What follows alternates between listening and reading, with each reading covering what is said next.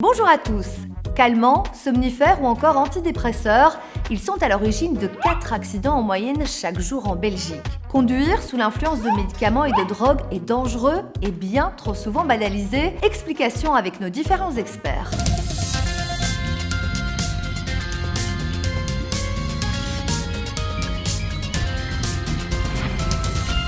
Selon l'agence wallonne pour la sécurité routière, près d'un Belge sur 10 avoue conduire au moins une fois par semaine sous l'emprise de médicaments et d'alcool. Inquiétant, oui. Et pourtant, un Wallon sur 5 trouve même cela acceptable, une banalisation qui pose donc question. Un Belge sur 10 avoue consommer des médicaments et de l'alcool au moins une fois par semaine. C'est une banalisation qui pose question. Oui, tout à fait, d'autant que dans la même enquête, il ressort que la grande majorité des Wallons sont conscients que combiner prise de médicaments et la conduite de véhicule peut impliquer une prise de danger importante.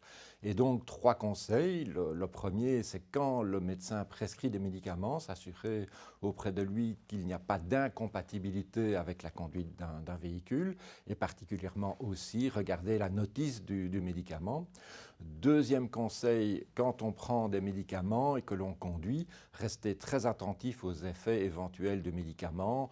Donc une difficulté à se concentrer, une tendance à la somnolence sont des éléments qu'il faut prendre en compte et dans ce cas-là, contacter son médecin pour aller voir ce qu'il faut faire. Et puis troisième conseil très important, ne jamais combiner la prise d'alcool et la consommation de médicaments. Somnolence, troubles de la vue, vertige ou encore étourdissement, les effets secondaires des médicaments sont nombreux et parfois totalement méconnus par les conducteurs. Professeur, quelles sont les classes de médicaments à risque lorsqu'on prend le volant ? Tous ceux qui servent à endormir, donc les benzodiazépines et barbituriques. Pas mal de médicaments antidépresseurs, les médicaments contre la toux et certains analgésiques puissants qui contiennent de la morphine ou de la codéine. Voilà, ça c'est les grandes classes de médicaments qui provoquent de la somnolence et par rapport auxquels il faut faire attention. Et du coup, quels sont les conseils qu'on peut donner à ces gens qui prennent le volant mais qui prennent des médicaments en même temps ? Il faut leur dire d'abord que les effets de somnolence seront temporaires. Il faut un petit moment d'accoutumance, c'est-à-dire qu'on s'habitue à un médicament. Et à partir du moment où ils sont accoutumés, leur risque d'accident est exactement le même que dans la population générale. Il faut entre 1 et 3 semaines pour s'accoutumer. Mais la première chose à faire, c'est de voir son médecin traitant et lui demander quel est le risque éventuel pour la conduite automobile. Et c'est surtout de tester le médicament soi-même. Parce que la réaction que nous avons par rapport au médicament, elle nous est propre.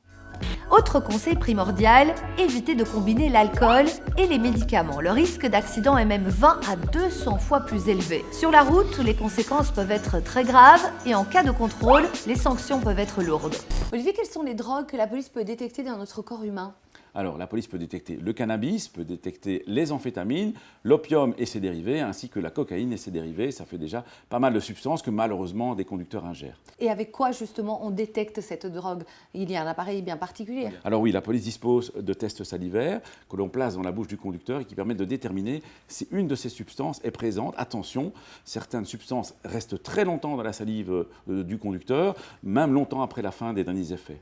Et pour les sanctions, elles sont très lourdes évidemment si on conduit sous l'influence de la drogue. Alors on risque tout d'abord une interdiction de conduire de 12 heures.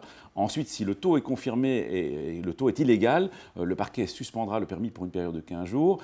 Et on a aussi une forte amende à la clé qui sera de 1 600 € minimum pour une première infraction. On n'y pense pas toujours avant de prendre la route, mais la prise d'un médicament peut être dangereuse au volant. Somnolence, troubles de la vue, vertige ou encore étourdissement, les effets possibles sont nombreux et parfois méconnus. N'oubliez pas que votre médecin ou encore votre pharmacien peuvent aussi vous renseigner sur les effets des médicaments. Si vous avez des questions, contactez-nous sur les réseaux sociaux. À la semaine prochaine et d'ici là, bonne route!